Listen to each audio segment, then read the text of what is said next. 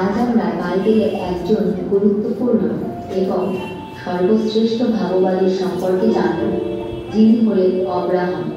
অব্রাহামের সম্পর্কে আমরা বাইবেলের আদি পুস্তক তার 12 অধ্যায় ও 25 অধ্যায়ে দেখতে পারি। আপনারা সকলে এটি নিজেদের বাড়িতে অবশ্যই পাঠ করবেন। অব্রাহাম ঈশ্বরের একজন প্রকৃত বিশ্বাসী ছিলেন। ঈশ্বরের সব কথা যিনি মান্য করতেন, তাই ঈশ্বরের প্রতি তার বিশ্বস্ততা ও আজ্ঞাবদ্ধতার কারণে তিনি খুব বিখ্যাত ছিলেন। যিনি বিশ্বাসের পিতা এবং ইসরায়েলের পিতা হিসেবে পরিচিত ছিলেন। অব্রাহামের একজন স্ত্রী ছিলেন এবং তার নাম ছিল সারা। তারা দুই স্বামী স্ত্রী বৃদ্ধ হয়ে গিয়েছিলেন। অব্রাহাম 99 বছর বয়স্ক ও তার স্ত্রী সারা 90 বছর বয়স্ক হয়ে গিয়েছিলেন। তাদের বংশবৃদ্ধি করার জন্য তাদের কোনো সন্তান ছিল না, কিন্তু ঈশ্বর জানতেন কিভাবে তাদের সন্তান তিনি দেবেন। আপনারা কি এতে অবাক হন? আপনারা কখন শুনেছেন কোনো বৃদ্ধার সন্তান হয়েছে? একদিন অব্রাহাম ঘরের বাইরে দরজার কাছে বসেছিলেন। তখন সেখানে দুজন ব্যক্তি এসে দাঁড়ালেন। তারপর তিনি অবিলম্বে তাদের কাছে গেলেন ও মাটিতে মাথা দিয়ে তাদের প্রণাম জানালেন।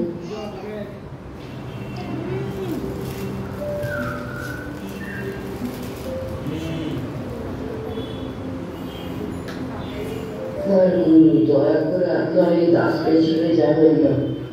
যেমন আমি আপনার চোখে মুখে দিন এবং পান করুন ও একটু বসে বিশ্রাম করুন। আমি আপনার জন্য কিছু আহারের ব্যবস্থা করি।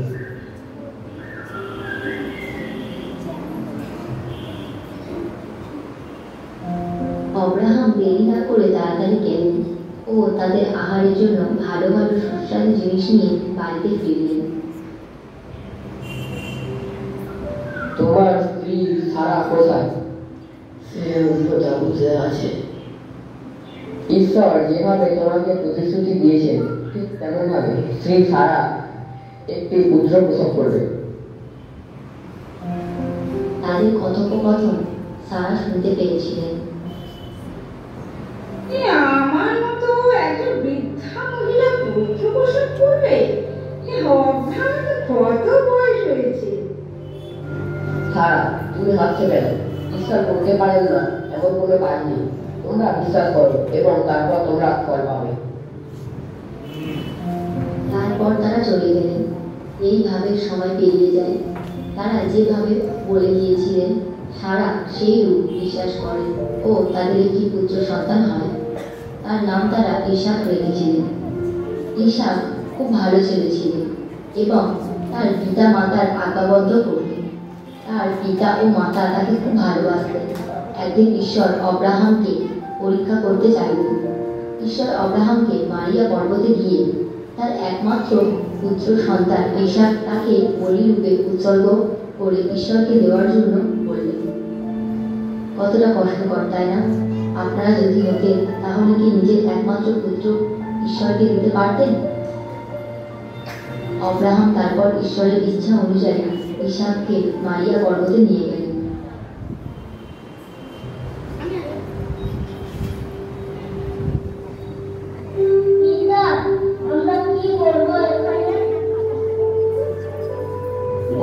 এখানে আমরা ঈশ্বরের আদেশে একটি বলি উৎসর্গ করব আগুন জ্বালিয়ে।